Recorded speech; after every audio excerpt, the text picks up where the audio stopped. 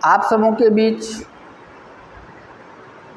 आपकी मांग पर सर्वे समाधान अंतर्गत मैं मनोज कुमार। दूसरा वीडियो, समाज में अनेक व्यक्ति सीमांकन को लेकर के आपस में झगड़ते हैं, परेशान होते हैं। विवाद इस चरम तक पहुंच जाता है, प्राण क्षति तक करना पड़ता है, आर्थिक क्षति विभिन्न न्यायालय में जाकर के, थाना जाकर के प्रतिष्ठा और पैसे, समय, सब कुछ की बर्बादी करते हैं। इस प्रासंगिक तथ्य को हल करने के उद्देश्य से व्यवहारिक पक्ष को रखते हुए आर का विवाद, मेर का विवाद कैसे समाधान होगा, इस विषय वस्तु पर मैं यह वीडियो बना रहा हूँ।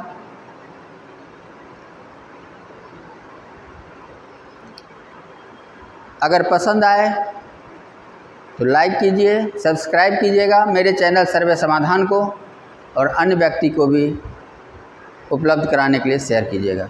प्रणाम।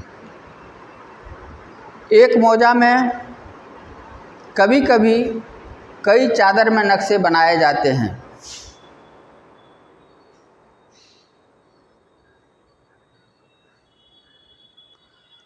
अगर कोई मौजा छोटा है तो एक नक्शा में भी उस मौजे का नक्शा तैयार हो जाता है। तो जब मौजे का नक्शा तैयार हो जाता है, सब कुछ सही है, तो जब मापी करने की बारी आती है तो कोई भी सर्वेयर के लिए यह महत्वपूर्ण होता है कि उसे उपलब्ध कराए गए नक्शा कि चारों तरफ में, ऊपर नीचे, दाएं बाएं, इस आकार में जोड़ का चिन्ह होता है।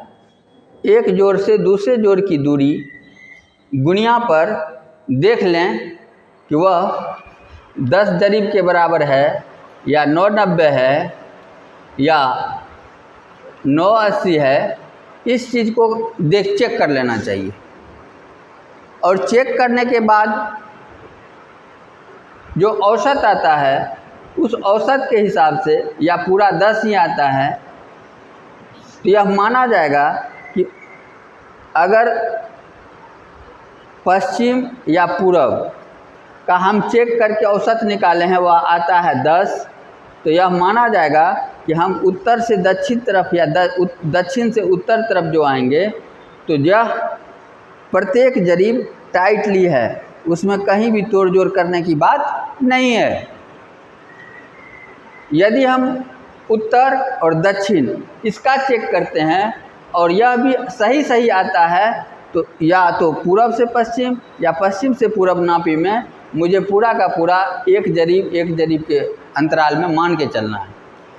यदि यह कम हो जाता है, 990 हो जाता है, मान लेते हैं, तो वैसी स्थिति में नक्शा पर जो स्केल है, या तो उस स्केल से मापी करेंगे या अपने गुणिया के हिसाब से 10 जरीब चलने पर 10 कड़ी का अंतर आ रहा है, तो वैसी स्थिति में प्रत्येक जरीब चलने के बाद एक कड़ी पीछे कर लेंगे, प्रत्येक जरीब चलने पर एक जरीब पीछे कर लेंगे, अन्यथा 10 जरीब पर 990 पर ही चिन्ह माना जाएगा। 990 नक्शे की दूरी, 990 सरजमीन का 990 ही माना जाएगा, 10 नहीं देना है। यहाँ पर यह चूक या भूल हो सकती है। दूसरी बात, इस सुधार के साथ साथ कभी कभी किसी मौजा में कई नक्शा होता है, तो एक मौजा के अंतर्गत कई नक्शा होने के चलते दूसरी समस्या हम बतला रहे हैं। 2 नक्शा को जोड़ने के क्रम में मार्जिन लाइन रहता है, मतलब इधर का नक्शा इधर और इधर का नक्शा इधर, वहाँ पर 3 परिस्थिति होती है। 3 परिस्थिति, एक परिस्थिति होती है कि दोनों नक्शा को नापने पर सरजमीन पर दोनों पक्ष के, दोनों चादर के रैयत का ज़मीन पूरा होता है। दूसरा स्थिति होता है एक चादर की ज़मीन दूसरे मौजे पे चढ़ जाता है, या अतिक्रमण की स्थिति आता है। यह नक्शे बनाने वाले की चूक है। यह अतिक्रमण की स्थिति में जिस व्यक्ति के दखल में है, अगर वह बलशाली है तो कमज़ोर पक्ष को चढ़ने नहीं देता है और कमज़ोर पक्ष को सहना पड़ता है। चाहे आपके जिस चादर की ज़मीन में आपका ज़मीन हो और आपको कम ज़मीन से ही संतोष करना पड़ेगा, क्योंकि किसी व्यक्ति के द्वारा अपने चादर के हिसाब से ज़मीन लेकर के दूसरे का अतिक्रमण कर लिया गया है, यानी उसका हिस्सा वहाँ मिल नहीं सकता है, पुर नहीं सकता है। सरजमीन पर यह स्थिति होती है। यहाँ पर प्रायः दबंगई का एहसास होता है रैयतों को। और तीसरा स्थिति होता है बफर क्षेत्र। बफर क्षेत्र यह क्या है? दो चादर मिलने के क्रम में यह इस चादर से ज़मीन यहाँ ही आ गया, इस चादर से ज़मीन मापने में यहाँ ही आ गया, बीच के हिस्सा या खाली हिस्सा जो है यह बफर क्षेत्र है। इस बफर क्षेत्र को जानने या अनजाने लोग या तो यह पक्ष यहाँ जोत लेगा या यह पक्ष यहाँ जोत लेगा। इस स्थिति में इस रैयत को या इस रैयत को जो इस खाली भाग को अपने दखल में करता है, उसका अपने कागज़ से अधिक ज़मीन उसके दखल कब्जा में होता है। या बफर क्षेत्र या अतिक्रमण क्षेत्र या एक सरप्लस, दोनों का एडजस्ट साफ, इनका भी पूरा हुआ और इनका भी पूरा हुआ, तीन परिस्थिति होती है।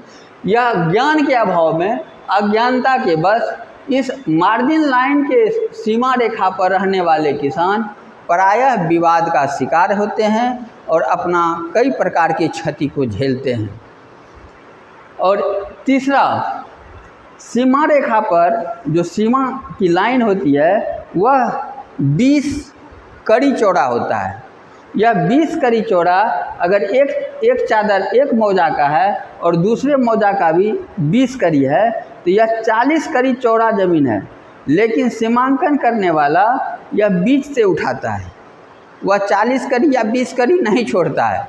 बहुत लोग जानकारी के अभाव में ऐसा करता है कि हम सीमा पर से नापेंगे, और सीमा पर तो पहले से ही गलत है।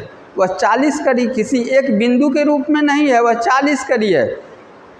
यहाँ भी दबंगई का यूज करता है कृषक, जो जिसके दखल में है वह उसके सीमान का माना जाता है।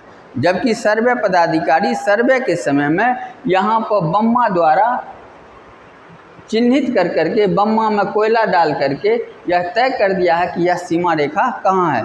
लेकिन उधर खोजने ढूंढने के अपेक्षा व्यक्ति सीधा सीमा पर गया, किसी आर को मान लिया, नापी शुरू।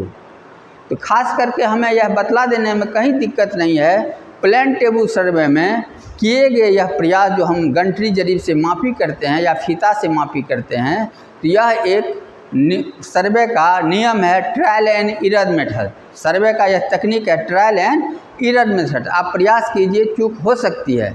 इस विधि से नापने के क्रम में समझौता या मान करके ही चलना पड़ता है। इसलिए इस विषय वस्तु पर मेल विवाद या सीमा का विवाद को हल कर लेना चाहिए, आर का विवाद हल कर लेना चाहिए। अगर वीडियो पसंद आए हों तो आप लाइक कीजिए, शेयर कीजिए, सब्सक्राइब कीजिए। प्रणाम।